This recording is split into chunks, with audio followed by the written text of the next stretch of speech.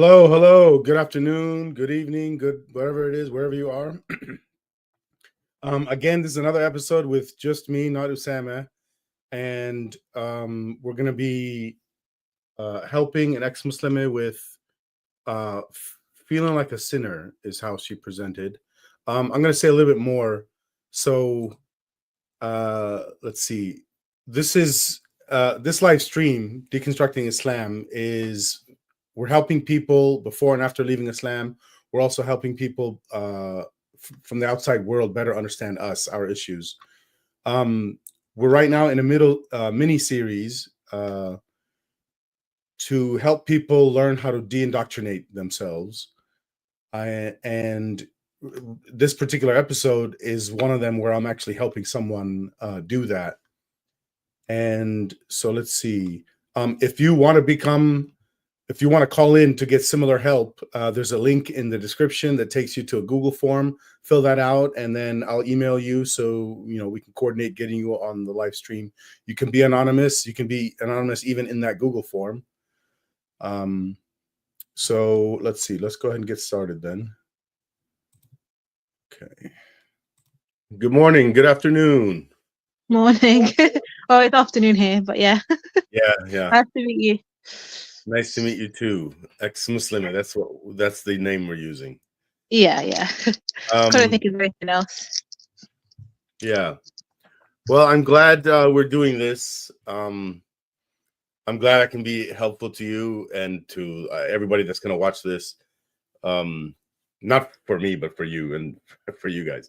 Yeah, definitely.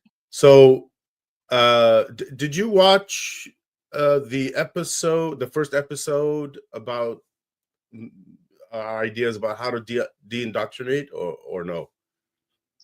No, I haven't. I actually, I don't know if you remember, you messaged me on Reddit, and I was looking. I watched your video about how Aristotle and Islam kind of like have pretty much the same reasonings and stuff like that. I remember that one now. Yeah. So I got really interested. Okay.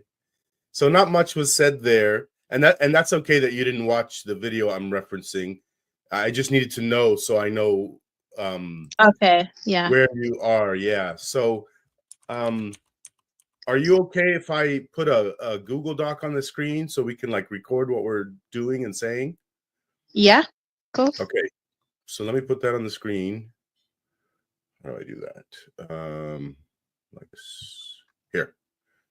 Yeah.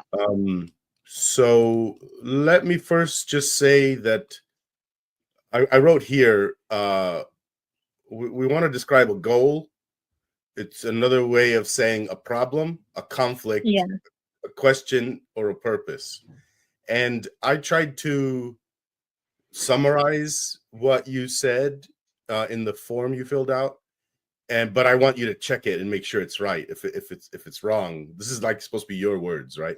So if it's wrong, please tell me. So what it looks pretty accurate. Oh, does it? Okay. I feel like I'm a bit strange as well, because obviously when you posed the question, it was more the fear of hell. For some reason, hell doesn't scare me. It's just the fact that I'm not praying, or I'm not believing in a God. Like, all that stuff is kind of gone. So I feel like I feel a bit wrong. I don't know. But then the hellfire thing doesn't scare me. I don't know why. So I'm just gonna put some notes of what you said here. You don't have a fear of hell. Is that what you're saying? No, it's really weird. Okay. But then I feel like I need to pray. So sometimes I'll still pray. I'm still covering. I'm still just doing all the things. I've not like even all the because I'm in a very Muslim community. I still see them. I still speak to them. I still I don't know. It's just weird. I'll agree with them. I just want to say out loud real quick. It's like I'm scared to change my lifestyle or whatever. So I just want to say out loud, because we haven't said it yet. It's only on the screen. I want to say it out loud. So what I wrote was, like, quote, if this is you saying it, I feel like a sinner, even though I don't believe in Islam, and I don't want to feel this way anymore. I intend to change. How do I do that? Yeah. So this describes a goal it describes a problem, it describes a conflict, actually more than one conflict. It describes a question, and it describes a purpose. And I think part of what we need to do here, aside from writing the notes that we did already, is to make an action plan. Yeah. That is going to help you achieve the goal, solve the problem, resolve the conflicts, answer the question correctly, and what would be go work with that? You could say achieve, I guess, but I forgot what I was going to say with that one. And by the way, these are all just words describing the same things. They're not really different things. Yeah. And then the action plan is like saying this is the solution. Or your idea of how to do that. How to overcome it, yeah. It doesn't necessarily solve it, because as you go, you will be changing your action plan. Yeah. And I guess part of your action plan was to get on this call with me.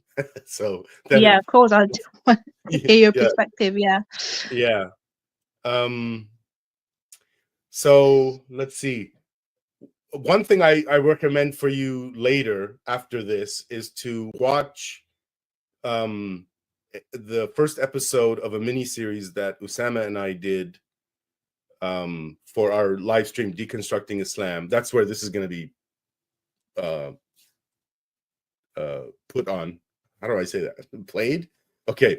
And so that first episode, we explain a lot about, well, how to do, well, mainly we explained what people's problem is. And we talk a little bit about the solution, but we don't go into detail a lot, not in the first episode. Okay. The second and third episode we will. That's happening in a few days, and then a week after that. Yeah. And then I think in the fourth episode I'm gonna have people calling in for me to help them, and that's one of the episodes we will play this thing. But for now, we're going to do this without you having any of that understanding from that first video, and that's okay. I apologize for that. I should have probably watched No, it's not your fault. I didn't tell. Well, I didn't okay. tell you. Well, I never told you. Yeah, I never told you. But the only reason I thought of it was because that's what I've been telling everybody else who came to this in a different way. It's not your fault. So, and I didn't want to put extra steps on you, by the way, before you started this. Okay. Because then you might not do it. I didn't want to put any extra steps. Yeah. So let's see.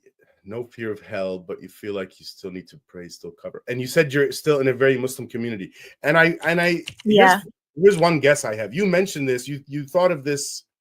You thought that this was relevant. You didn't have to say this part. So to me, it seems like you recognize part of the problem is your environment you're in. Yes. It's probably literally the entire problem. Okay. So, well, I would say it's not 100% the entire problem. And by the way, that first episode that, if you're going to watch it, we talk about this a lot. Part of it is the environment. Part of it is your triggers that you have related to that environment. Mm-hmm. And so if you were to put yourself in another environment, like let's say there's an extreme example. Let's say tomorrow you instead were living in a completely different country. You have zero contact with any of your old community. And I'm not saying that's nice or fun, but just suppose then the triggers that would trigger you in that old environment won't trigger because you're not in that environment anymore.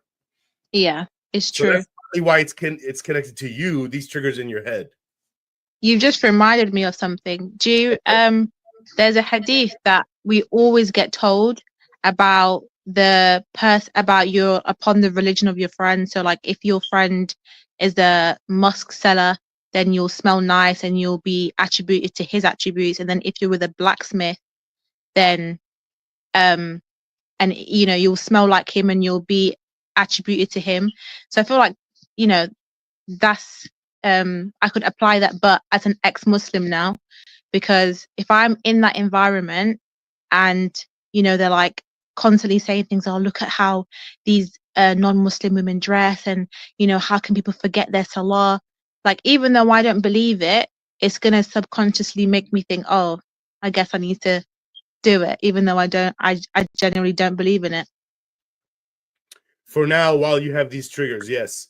And part of the action plan, I think, is that you're changing your triggers. Yeah.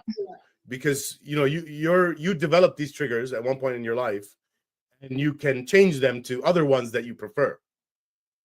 Mm-hmm. And there's bad triggers and good triggers. Yeah. A lot of people, when they even hear the word trigger, they only think of the negative kind. Yeah, that's true. I only think of the negative one. Yeah. But imagine this trigger, okay? So, and part of this is almost like we were indoctrinated about the word trigger. So imagine a good trigger where, okay, let's say you hear the adhan, and then you think, well, it is adhan. That's the first thought. And then let's say your next thought is, what if Islam is true? Yeah. Okay. That at that point doesn't have to be bad yet. Now let's say your trigger, the good trigger, let's say it's an atheist who's never been a Muslim. Okay. So they don't have, even if they thought, what if Islam is true? They don't have any of the negativity that the rest of us might have. So their trigger after that question, what if Islam is true, is critical thinking. Yeah. You can have a trigger in your brain that makes you critical think instead of all the other things people might do instead. Like a fear response. Instead of a fear response trigger, you have I'm going to analyze this critically, calmly, which that's what atheists would do with the question, what if Islam is true? Yeah. Right. But yeah. A Muslim who's been indoctrinated with this, with all the fear and everything. I say fear, but for you, it's not fear. Apparently, it's actually, let me put some words to this. You tell me if this is accurate. Okay. And I'm going to put my name in front of it because this is me saying it. Have you ever said the words, I feel guilty? Yes. Okay. But then at the same time, I don't feel guilty. But I do feel guilty, if that makes sense. I don't regret my progress in life, but then I feel guilty because it's like, I mentioned how like I'm married to a Muslim. I already have kids. I kind of already decided to like submit to Islam, and then now I'm like, yeah, I don't want to do it anymore. So that's, I guess, where the guilt comes from. But then I don't, because I don't believe it's true anymore. How can I go back to something that I don't believe is true? Well, I'm going to ask a question here. So you said, I feel guilty, but I don't feel guilty. I wonder if this second don't feel guilty isn't a feeling, and it's more of actual explicit thoughts. Mm-hmm. So maybe there is also a feeling. You can have conflicting feelings too. But because it feels weird. I'm like, why do I feel both? But I don't know if that makes sense. It does. So you have a conflict where on the one side is I feel guilty, and the other side is I feel not guilty. But this side actually has more than just feelings. It's explicit ideas, which normally people call beliefs. Yeah. And the I feel guilty side, are there explicit ideas there? I think I feel guilty because when I was younger, I obviously planned a certain life for myself, and now I won't be going forward with that plan, and it involves other people as well. So it involves a spouse and it involves children. So their life is going to completely change because of my actions. So that's why. Okay, think. so I think I understand what you're saying now. And I would like to maybe try to help you understand this by telling you another example that I think is the same concept. And then if you can try to understand that other example, which isn't your life and you're not connected to it, you're seeing it as a third person, you can analyze that, and then whatever you learn there, you can try to apply to your situation. Mm-hmm. Yeah, Okay, sounds good. So let me explain it. And this is how by the way, I've never really seen your version, but I see this one a lot in the ex-Muslim subreddit. The way they say it is, it's usually somebody that doesn't have kids and they're still living with their parents, and they're talking about, okay, let me write it here.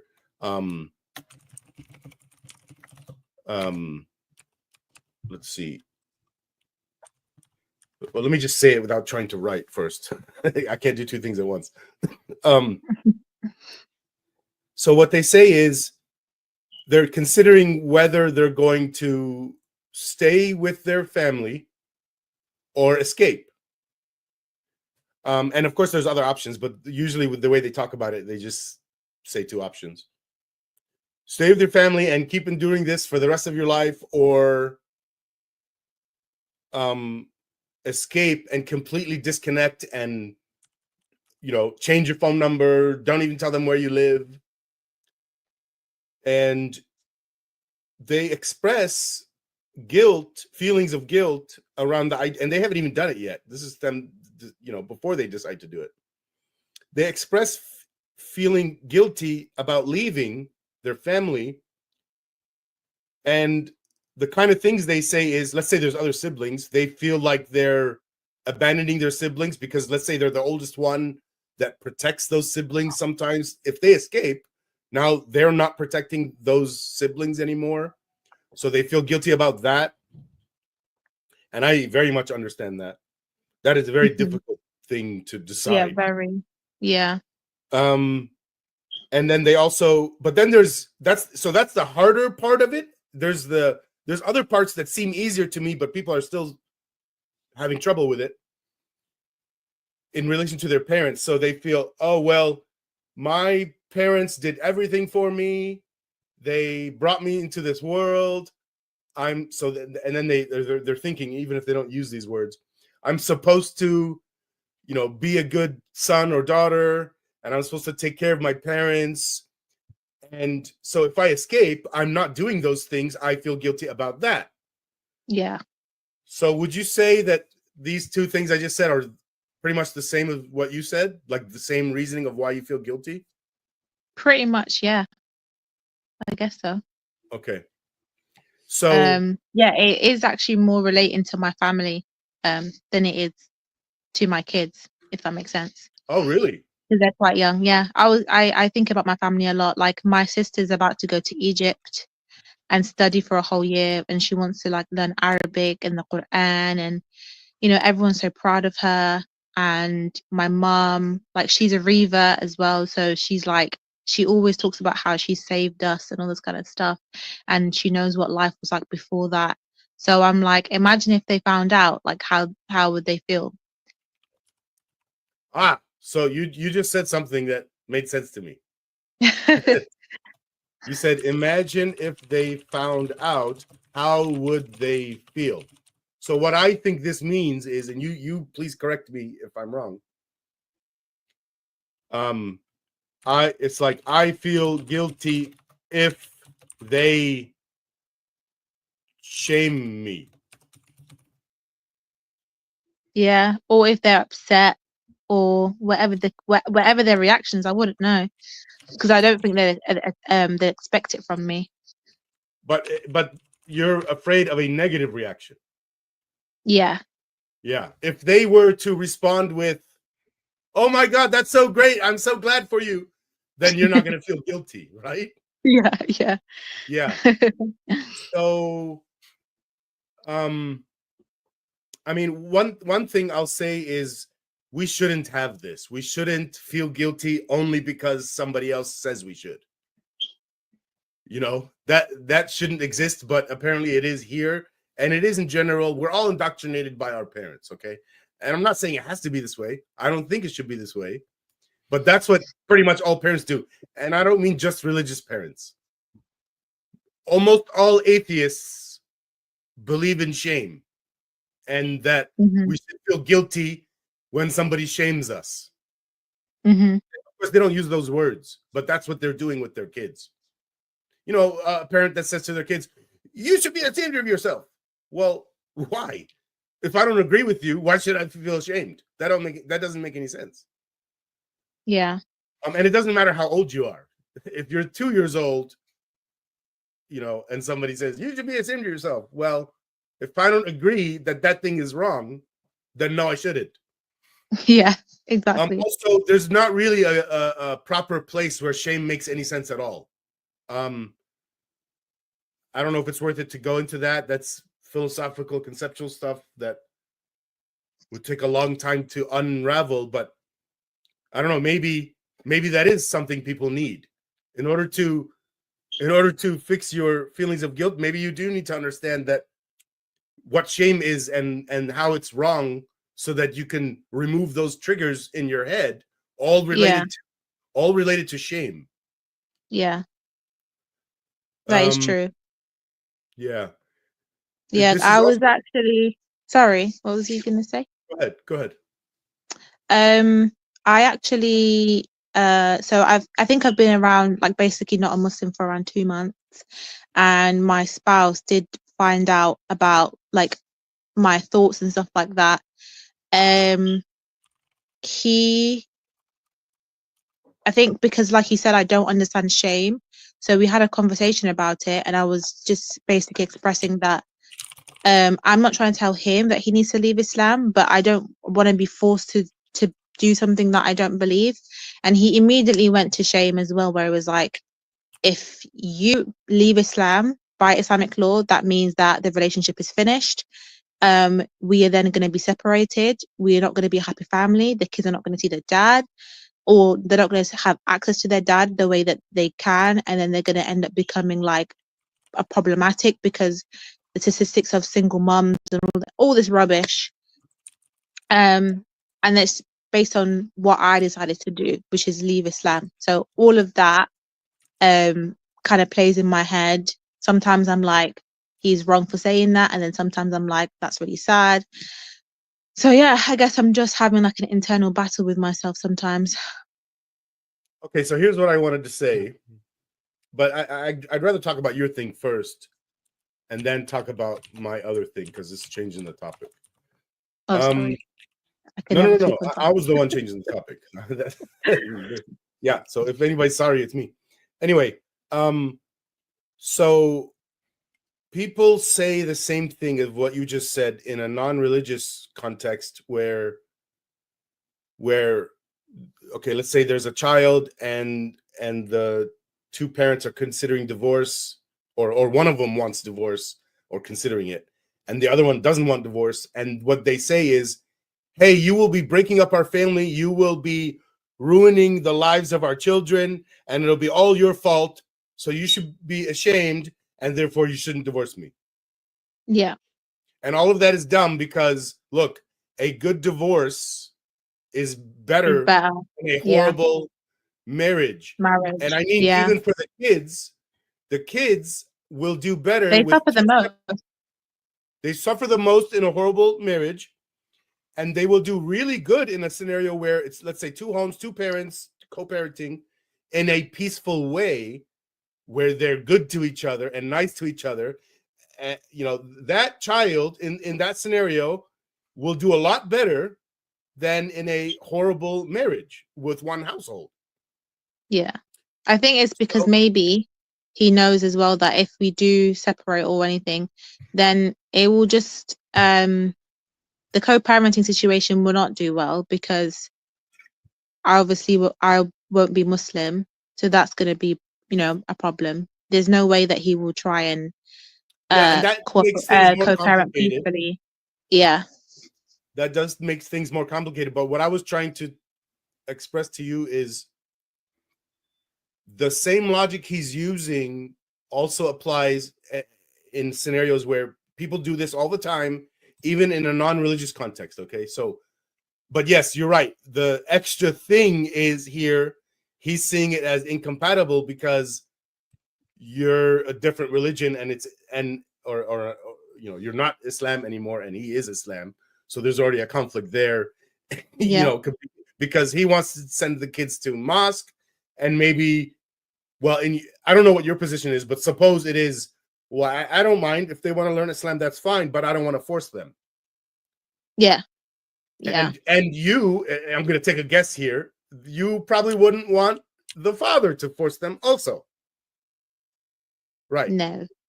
And that's my position too. You know, I never had your scenario, but I had maybe something a little bit similar. I was married to a Muslim. We had 2 kids. We divorced. And then almost immediately I became an ex-Muslim. And now we're in a similar scenario. Two houses. Yeah. She's a Muslim. I'm an atheist. And my kids, it was hell after that for many years. Yeah, I guess it's hard.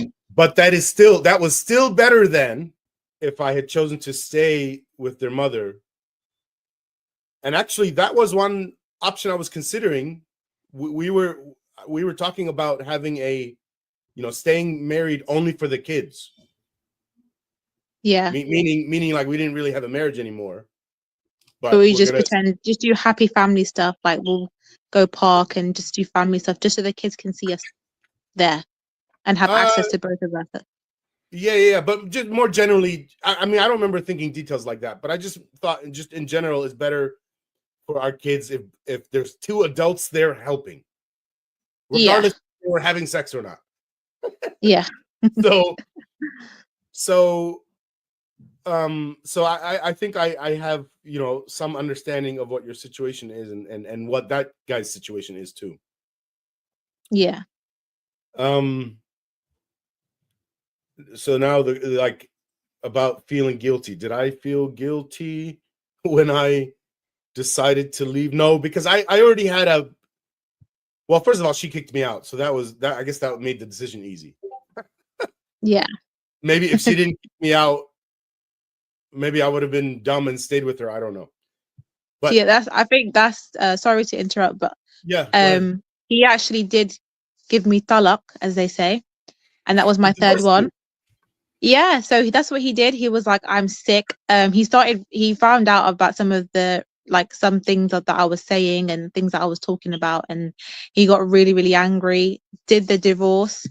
And then and I was like, oh my God, thank you for doing the job for me. That's how I literally thought at the time. I was like, you've just made things easier, because I would never leave. I don't have the courage. Oh, wow. And then now he's like, oh, I just spoke to some sheikhs on the phone, and they were like, when you're in a state of anger, it doesn't count.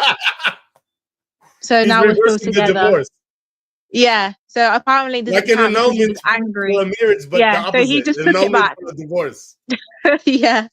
Because that was meant to be my last one. I was like, oh, there we go. Can I tell you how I think about that scenario? Yeah. This is the same scenario I had with my wife. She wanted me back the next day. And I thought that was like too late. I thought that was batshit insane, because the way I see it is, first of all, I didn't want to tell her that or talk to her. I was done talking to her. I'm not trying to explain anything to her anymore. But in my head, I'm thinking, you just kicked me out of my house. You're the same person now. You might do it again. I'm not stupid. I'm not going to deal with that. I know there's a lot of people that do the opposite. It's almost like they keep hoping that the other side will change and get better. Like the stereotypical case that I know of is a battered woman being beaten up by the husband for years, and if you ask the woman, why are you still with him, she says things like, well, he loves me and he's gonna change. Yeah, they genuinely believe that. That's why they are in for so long. Yeah, and I think that's a incorrect belief, and I never had that problem. I was very optimistic, and I thought she would change, and I guess I did. Look, I was with her for 4.5 years, the whole time hoping she's going to change. But Yeah. the big difference this time was she kicked me out of the house. That's very big. It's bigger than, okay, we had a fight and we were both having a heated argument and we were unhappy, and that's an indication, hey, maybe this marriage isn't working. But you can resolve things afterwards. You can get better at not fighting, and you can get better at peacefully resolving things.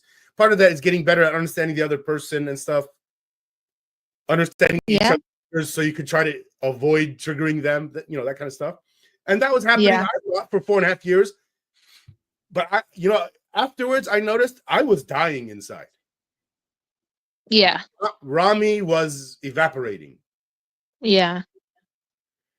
And I didn't notice that till after leaving. I think there has to be love and respect for both.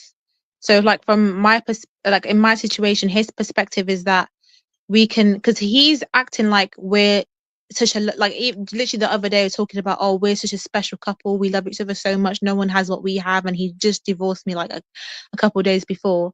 But I think he thinks that if I just come back to Islam and I just do the right things, then this marriage will be amazing. But I don't think he realizes that that's not going to make me happy. And I like just any relationship should be love and respect for both. You can't force someone to do something that they don't want to do. So eventually, I'm probably gonna just become depressed or something. I don't know. We'll see. What I think you're saying here is each person should love and respect the other. Right? Yeah. So I have no problem with him being Muslim, but obviously from his side, he's got a big problem with me not wanting to be Muslim. So that's where the issue is. I got married at 19. I didn't have a job. I didn't have all these things. As soon as I got pregnant, I was like, yeah, stay at home mom. So him taking me back, I'll just use it as an opportunity to maybe like build myself up. And then when the time's right and I can actually take care of my kids without struggling, then I'll just go. But we'll see. Yeah. By the way, I'm not exactly sure what you should do. Yeah, we're talking in general. Yeah. But yeah. And that's definitely a different topic. What exactly you should do. Yeah. Here today, all we're talking about is kind of just your feelings and your thoughts behind them. And if you do want to talk about that with me one day, I'm willing to have that conversation. But I think it would confuse this topic. Yeah, sorry about that. No, it's okay. Please, I understand. If it happens 1,000 times, it's okay. So the thing I wanted to say here is, I think there should also be, and I want to ask you, were you also thinking this? Each person should love and respect their self. Mm-hmm. So were you thinking that when you said love and respect for both? I was just thinking we should respect each other's views in life, because clearly not everyone's going to think the same. In terms of respect for yourself, I don't think I have had those thoughts. That's something that I can think about, though. I think it's an interesting thing. Whenever you hear the word empathy used in any context, what I've noticed is people are talking about how, let's say, I can understand someone else's thoughts and feelings. Yeah. But I never hear anyone talking about self-empathy. You have to also You have to also try to understand yourself. And actually, I believe if you do poorly at understanding yourself, then you're going to do as poorly understanding other people. Yeah. And so the only way to do well understanding other people is to first do well understanding yourself. Yeah. So it's like a stepping stone to the other thing. People are always talking about do well understanding other people. They're never saying that that's step 2. Step 1 is you have to understand yourself. Yeah. And that, but it's not just understanding, it's also love and respect and everything else. Whatever is good to do for other people, it should be good for yourself too. Yeah, definitely. Maybe there could be some outlier cases that that rule doesn't apply. I don't know. I didn't. This is the first time I thought of it, so I don't know. So I don't know if it makes sense to talk about this. The reason I thought of this is to try to understand how shame works, or what shame is. It's a type of punishment, self-imposed punishment. Yeah.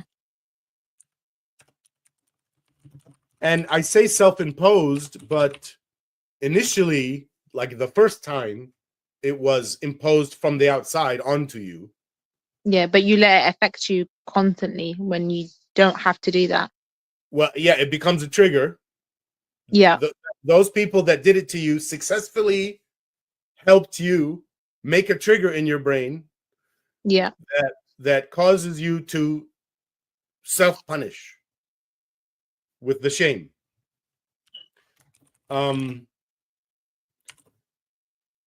And so I'm against shame. I'm also against punishment. I don't know how much this affects people, but if you believe in punishment, then I think you also believe in self-punishment, whether you know it or not. So if you think it's right to punish other people, then sometimes you're gonna punish yourself. Yeah. And I don't think that's right. Now, where a lot of people get confused about what I say is they think I think there shouldn't be prison. No, I believe in prison because that's self-defense. Yeah. To protect society from the criminals. Yeah. But also, I don't believe the prisons should be for punishment, meaning like, you know, a lot of people think and say, I hope he gets raped in prison.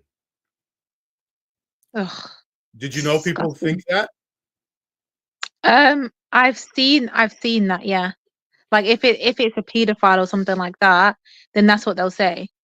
Which is like that's not gonna do anything. It's not gonna change anything. It might make him even more of a worse person, and then he will do more worse things to other prisoners. And let's say he gets out for whatever reason, he will do it to the rest of society, and now he's a worse person than before. Because it's trauma from the prison he's gonna not just trauma, but he's learning the ideas of the other prisoners who are acting that way and doing those things. Yeah. So punishment makes the prisoners worse. I think there needs to be defense to stop them. You know, but there has to be reform, not punishment. Right. Because we know that a lot of the reasons why people are there in the first place is because of certain things. We can, you know, with psychology and looking at the brain and all this kind of stuff, we can see what the reasons were. So we can more than that. Like, you know, in the US, I'm sure this is the same in every Western country. You know, very early on, and this is, I'm not a historian or anything, but, you know, from movies I've watched, you see, even in like 1950s, I don't know how far back it goes, but they have libraries inside of a prison. Yeah. Why? That's not because of punishment. They're not trying to punish. And it's not for enjoyment, although maybe that people could enjoy it. We recognize that education is going to help people reform. Yeah. And like you said, you know, you said psychologists, you know, I don't think they do this in the US. I think they should. I think every prisoner should have a therapist. Yeah. We're spending so much money to house them and feed them and police them. I don't think it would be much more money to therapy them. And actually, I think that would save a lot of money on the back end, you know, less. Oh, 100%. They would get better later, and then it would pay for itself. But yeah, there's not much of that going on in the US. I have a cousin who's got BPD, which is, you know, is it bipolar disorder? And I was looking into that because I was trying to understand her better. and I realized how effective therapy was. There are people that have gotten rid of it completely just by therapy, because it's caused by trauma. You get to the root of that problem, which is therapist is very like they're very professional. They will be able to do that, and the next thing you know, it's gone. I thought that was amazing. I was like, wow. There needs to be more therapy available to people. I really think that will help. So if we were to write some things in the action plan, if this is like, we'd already said, watch the first episode of our mini series on what did I call it? De-indoctrination. Yeah, de-indoctrination. And I'll email the link later. And if I forget, please remind me over email. Yes, I will do. And oh, my brain farted. What was the thing you were just saying? Oh, therapy. Yeah, therapy is very important. In that video, you will see that I recommend therapy. So, and this is assuming you can afford it. It's also assuming things like, well, even that you want to do it, that you think it's a good idea. But it also factors in other things. I'm guessing you don't have this problem, but a lot of people have this problem where they see they have a negative attitude around the concept of therapy even. So if somebody said, even in a kind way, hey, I think you should get therapy, their reply is, no, I'm not crazy, you're crazy. Yeah. So that could be in the way. I'm guessing you don't have that. Am I right? No, I love therapy. Yeah. To be fair, maybe as a Muslim, I might have been like, oh, therapy, the rules, Allah's rules already have told us what we need to do. And I genuinely believed as well that punishment was definitely something good. And then I realized that it doesn't have any benefit. I guess it's a reaction. So for example, if someone does harm you, a reaction to that is you want to harm them back, so you know how it feels.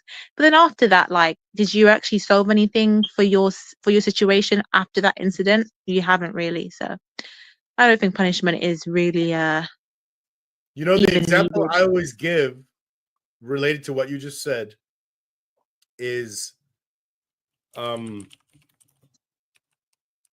I use this example to try to understand where people are learning this stuff from. You see two kids, let's say, I don't know, 4 years old, 5 years old, and they're horse playing. They're doing something that could easily result in somebody getting hurt.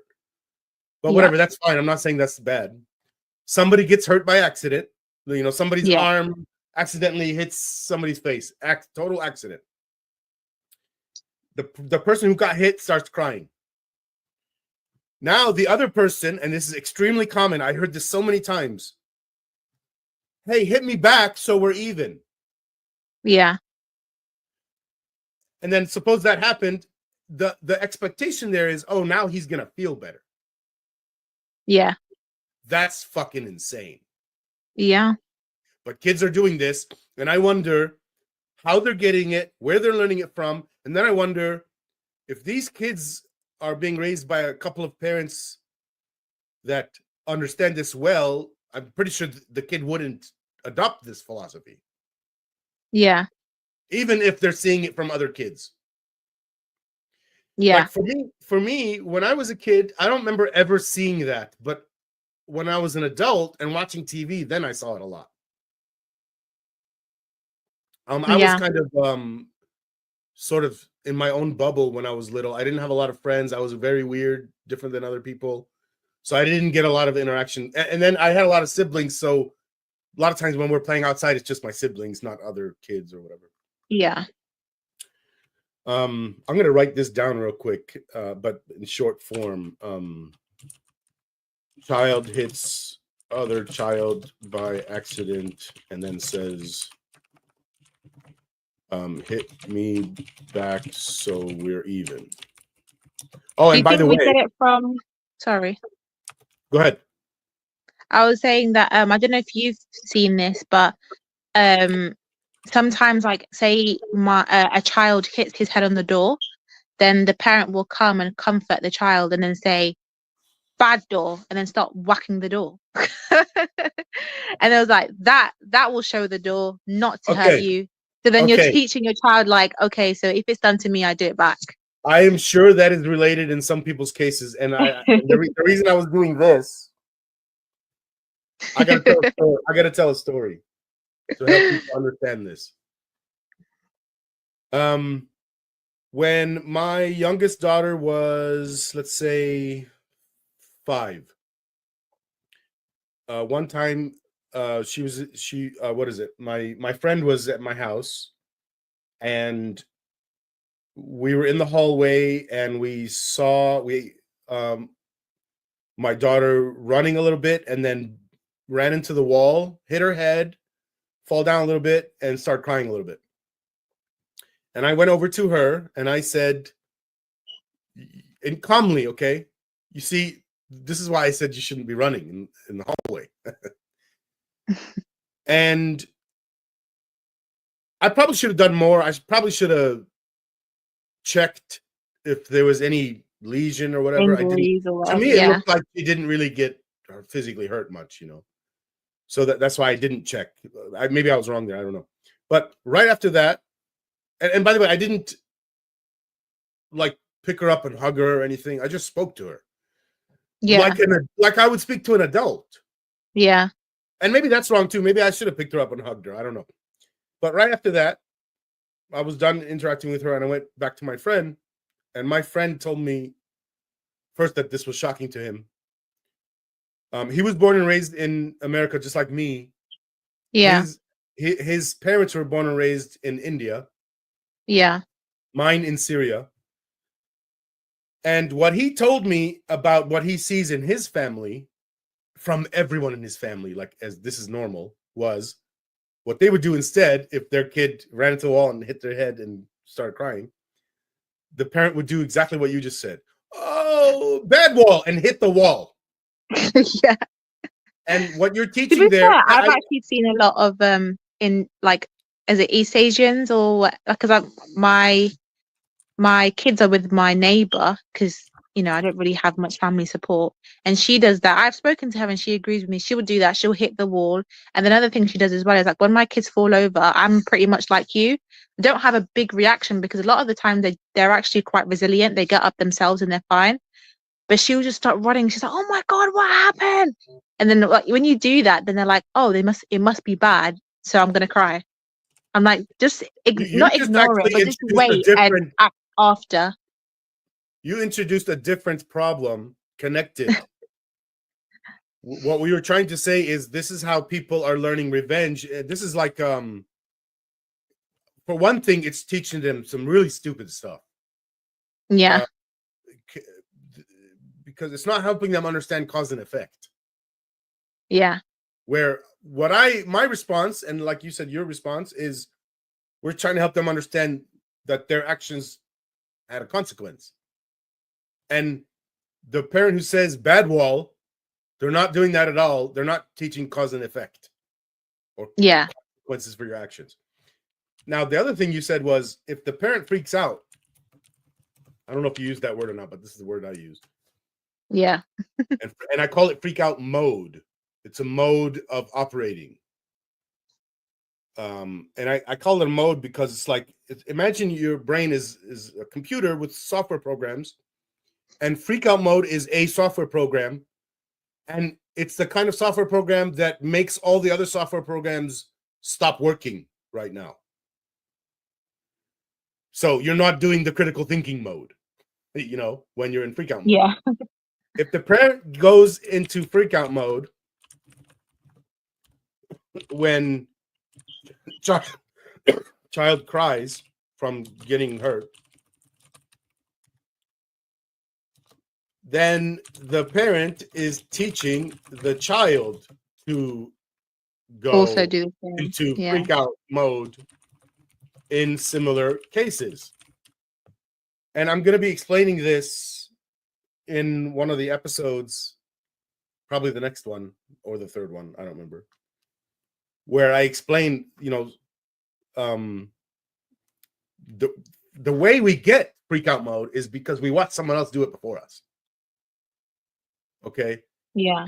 I'm going to be talking about this example in this third episode involving my mom and my brother, where he got hurt, she freaked out, and I was there, and I noticed I was paying attention to myself in how it's different than her.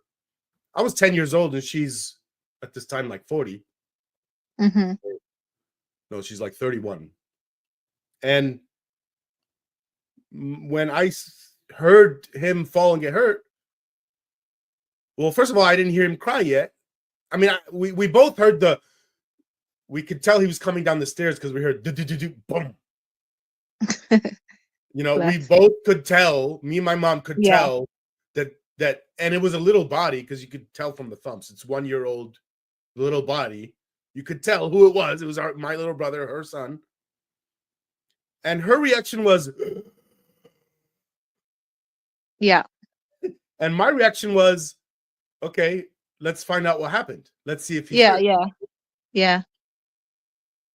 And I remember trying to think about the difference between my reaction and my mom's reaction. And it was what I thought was something like, well, out of all the times that somebody falls like this, it's not very common that they would actually be hurt. Yeah. The little baby body is very flexible. It takes falls kind of easily, And the stairs, by the way, they were padded carpet stairs, and you could tell it wasn't from very high up in the stairs. It was just right at the bottom. Yeah. It didn't make sense. It didn't make sense that she's freaking out, like find out what the truth is, then react to that. She was having emotions before finding out what the truth is. And it's not even like you have to wait, like with the fake hell concept. Theoretically, we have to wait our whole lives to find out if it's truth. That's their, in this scenario, it only takes in that scenario, it took 2 seconds to go find out what's true. Where with the hell scenario, you could be ruminating in your head for 10 years and still never get the actual evidence of the hell. Yeah. Not dead yet. So maybe with the hell one, I could see somebody ruminating and maybe freaking out. But with this scenario of freaking out about something that you could find out in 2 seconds if it's bad or not, it really boggles my mind. Yeah. And it's not healthy, I don't think, either. Like, say your child actually did get hurt, they broke a leg or something. If you freak out, like if for say, for example, like we have 999, call 999. They always make sure to tell you, stay calm, because you're going to make it worse if you're freaking out about what happened to your child. You can't think when you're in that state. It's always stay calm. Even if they've broken their leg, even if they've got something sharp stuck in their leg, stay calm. Even the ambulance is telling you to do that. Like, make sure you stay calm, guys. Don't freak out or you make it worse. It's a very basic point. Yeah. That's interesting. Well, we've talked about a lot, and by the way, our live stream is only scheduled to be an hour, and we're already about an hour. So I think maybe we should stop here or start closing. Do you have any other questions or thoughts that came up that we haven't talked about yet?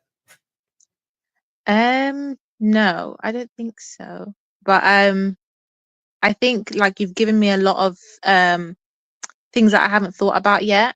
So I'm definitely keen to like look into it afterwards, and hopefully it will help me feel a lot better about about the things that I'm dealing with right now. Have you had anybody else that's come with my dilemma where it's not the fear of hell, but it's just the fear of actually you're the first one doing this at all? This is so weird. But if you're asking if I've talked to people about like feelings of guilt, I've helped people get out of that before, but for different scenarios. One was someone felt guilty because they thought they were responsible for their mother dying, or the way she died and the pain she had when she was dying.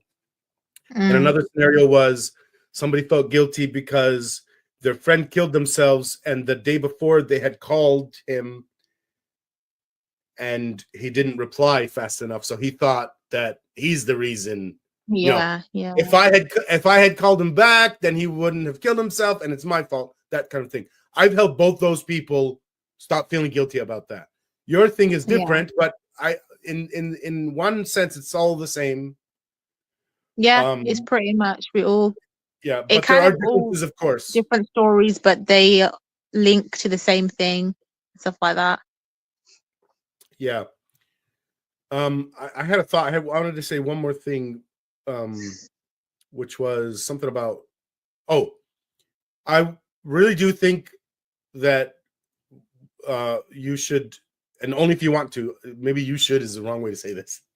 By the way, I don't want you to do anything from my advice unless you think it's good and you agree with it. And you should think of one way to think of my advice is I'm giving like general advice, but because I don't know your situation the way you do, I can't give you advice that would like perfectly fit your situation.